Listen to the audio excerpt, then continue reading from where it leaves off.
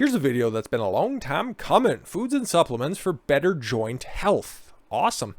Supplements for joint health. Calcium. Calcium, huh? Calcium's actually pretty abundant, okay? Because normally when I say, okay, acquire enough calcium for your diet, what comes to mind? Dairy products? Well, it also comes from a lot of other sources as well, like leafy greens. I know it's weird, right? Calcium is a key player in joint health. It works alongside vitamin D, which we've done extensive coverage on for good reasons, and other nutrients to support and promote joint integrity. If you aren't getting sufficient calcium from food, 1,000 milligrams is the daily requirement, then a supplement can help. You have numerous options when it comes to supplements for calcium, rather. Choose one that works best for you. It's normally in just about every multivitamin that's out there, but again, eating things like broccoli and leafy greens, okay, you'll get your calcium that way.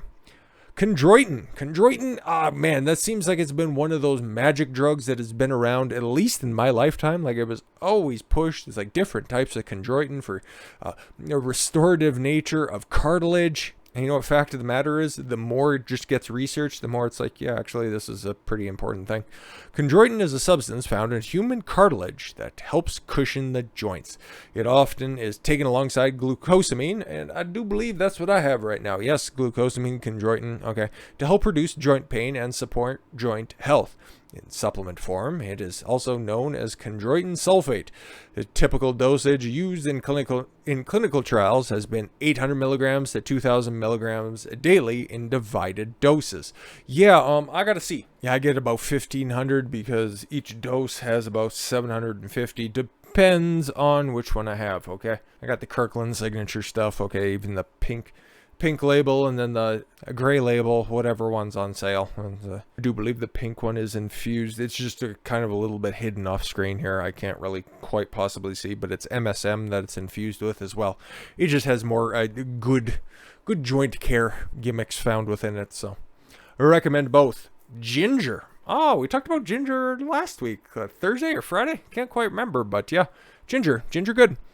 Can help with indigestion and other gastrointestinal ailments, but what you don't know is that it can also assist with joint health. Among the studies of ginger and joint health, one conducted at the University of California, Los Angeles, reported that ginger reduced stiffness and pain in the knee joints by 40% when compared to placebo. Interesting. The herb appears to work by impacting certain inflammatory processes. That would make sense because that's where a lot of these joint pain things come from. Inflammation, kind of like every sickness that's in your body. Modulating inflammation, it will make you feel better. I will goddamn well guarantee it. Glucosamine is a compound found in the body's cartilage, which is the tissue that cushions the joints. Just like chondroitin, that's why they're normally paired together. Glucosamine is available in several forms, but glucosamine sulfate is the one taken to manage inflammation in the joints and osteoarthritis. The European Society for Clinical and Economic Aspects of Osteoporosis and Osteoarthritis recommends 1,500 milligrams daily of crystallized glucosamine sulfate, and it calls for the logical choice to maximize benefits in osteoarthritis patients. Yep. Highly recommend it. Used to have the powder, had the powder with protein powder for a very long time, but then switched over to capsulized supplements just for, I guess it was probably cost. That's not to say that powdered glucosamine is any less effective or any more expensive, really, because it's been a minute. So wherever you can get it, it's a gooder. Magnesium, one of the electrolytes. I talk about it extensively because adding it to my diet has exponentially created a windfall in my life. I can't highly recommend it enough. Oh, there's that MSM stuff. Okay. This versatile mineral has been shown to help with joint health and pain. In 2018, a low intake of magnesium was associated with worse function and pain in people with knee osteoarthritis. In 2021, a report noted that there has been a growing body of clinical studies pointing to an intimate relationship between dietary magnesium and osteoarthritis. Use of magnesium supplements may provide pain relief and support for joint health. I'm gonna give a college try at this one. Methyl sulfonyl methylene, MSM, not the bad one. This is a good one. is an organosulfur compound found in people, animal, and plants that's sometimes used to manage arthritis and ease pain and inflammation in the joints. In a 2017 article in Nutrients, the author noted that MSM can provide these daily benefits, sorry, I was reading ahead a little bit, while also being well tolerated by most individuals at dosages of up to 4 grams daily with few known and mild side effects. Yeah, exactly. Seems to work, at least in me. Omega-3 fatty acids, something else we talked about a lot. And yeah, krill oil specifically. I take 2 different types of fish oil supplements. Okay. Krill oil or another small fish oil, as well as the specific omega-3 fatty acids. Cold water fatty fish and some other foods are known sources for omega-3 fatty acids. However, many people prefer to take omega-3 supplements as either fish oil or krill. Fats prompt the body to make chemicals that fight inflammation, but we've talked a lot about omega-3 fatty acids in different videos, so if you'd like a more detailed breakdown of those, they're on the channel. Go search them. There's only 100 videos on here, and you just, take the EKS Fit Omega-3, and it'll just pop right up for you. And it's going to be in the playlist anyways. That's at the end of the video. So what are you doing with your life? Turmeric and curcumin. Used to have it. It just didn't really seem to do anything for me, but maybe I wasn't taking it at a high enough dosage. And it's something, actually, you know what? Have an apple cider vinegar, cinnamon, and turmeric disgusting little drink that I have twice a day. So I guess I do get some curcumin or turmeric, whatever. Tastes like mustard sometimes. It's garbage. Tastes like something that would be brewed in a work boot, but I recommend it because it helps. The herb turmeric contains a highly active ingredient called curcumin. Yes, which only gets activated in the body if it is consumed with black pepper. Don't ask me. That's just the science. Which is often used to manage joint pain. Turmeric, those 2 words, they're very fun to say, has anti-inflammatory properties that can be helpful in relieving arthritis pain. The suggested dose is 500 to 2,000 milligrams daily as an extract with high curcumin concentration, which is typically around 95%, and that's many of a supplement that you'll find out there. Vitamin D. Again, vitamin D is amazing. For those who don't get enough vitamin D producing sunlight, like if you live in northern climates, especially in the wintertime, a supplement is often in order. Some research indicates that low levels of vitamin D are associated with joint discomfort and pain. This nutrient assists in the body in absorbing calcium and helps keep bones strong. You should have your vitamin D levels checked to the simple blood test before taking a supplement to determine if you are deficient and how much of the supplement you need. Yes, because the 4 fat-soluble vitamins, and their derivatives as well, A, D, E, and K, are fat-activated vitamins, and then you can run a toxicity, even though don't be terribly concerned if you just decide to add a vitamin D supplement because it takes a lot, And here's another one of those, vitamin K, which is another one we've talked about a lot because it's very important. It's very hard to come across in a regular diet, so supplementation is often the most efficient way of getting it into your diet. Both K and D are needed for a calcium metabolism. My words are hard sometimes. Therefore, it is essential to get enough vitamin K to promote joint and bone health.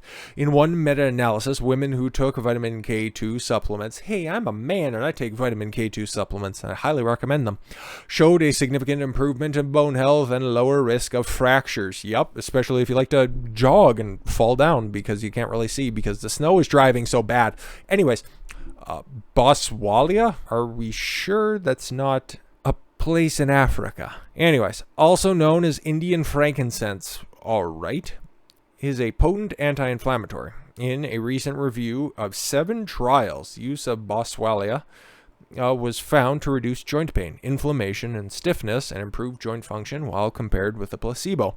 Researchers suggest that 4 weeks of treatment of the extract is needed for results. That's all supplements, though. They always have that disclaimer on there. It'll work in as little as 4 weeks because you need to build up the proper amount in your system in order for it to get worked into your regular body's processes. Anyways, devil's claw, native to South Africa, is a flowering plant that contains compounds called eriodes glycosides, which have anti-inflammatory powers. Harpogoblisade, sure, is believed to be the most potent of those compounds. There's some evidence that devil's claw may help with inflammation associated with arthritis. A lot of just vagaries there, but yeah, if you use devil's claw, congratulations, inflammation might be helped. I don't really know too much about it. What about foods for joint health? Berries, bok choy, broccoli, fish, garlic, ginger, grapes, green tea, olive oil, spinach, tart cherry, turmeric, and walnuts. All of those we've talked about a lot, okay? But what would I recommend? Okay, yeah, bok choy is a fun thing to just add in for the stir-fry steamed vegetables all the time. Blueberries, yeah, blue, black, ras, straw. That's what I'd recommend, okay? Fish, yeah, salmon, tuna, trout, halibut. Canned tuna, if you want to try to get fatty acid or omega-3 fatty acids out of it, sockeye, okay, all of it always packed in water. No additional additives there, because if you get it packed in oil, it's normally a very low quality oil, so it'd be negating the omega-3s you're trying to get. So keep that in mind. Garlic, for the same reasons why, if you can't get the proper amount of supplementation for it, but that wasn't mentioned here. But garlic in conjunction, if you read certain Tim Ferriss books, I think that one's in the 4-Hour Body. Very weird with ALA, alpha linoleic acid. Okay, there was some compound that he was working on. Very weird. Okay, we'll have to talk about that at a different time. But garlic, anti-inflammatory compound called disulfide, and interferes with the pro-inflammatory substances. Therefore, you can use garlic to help fight inflammation. It's something I put on my meals all the time. Okay, I just like the taste of garlic, and then if it helps with inflammation, thumbs up, because I do a lot of running and I do a lot of lifting. Grapes, very interesting. Used to consume quite a few grapes, but it just got expensive, especially up here in the north, and you got to truck all of that stuff. So if you're in an area where you can easily get grapes, red or green, my dude. Green tea, yeah, used to mix it, just couldn't stand the taste any longer. But yeah, green tea is a great source of catechins, potent compounds, and can support joint health by downregulating inflammatory signaling mediators and other activities that help prevent and preserve collagen and cartilage, according to research. And yes, olive oil, just don't cook with it. Low smoke point. If you're going to be cooking with any oil, avocado oil, if you got the dollars for it. Spinach, yeah, antioxidants, but you already know. Tart cherry, I feel like we talked about that in some other article as well.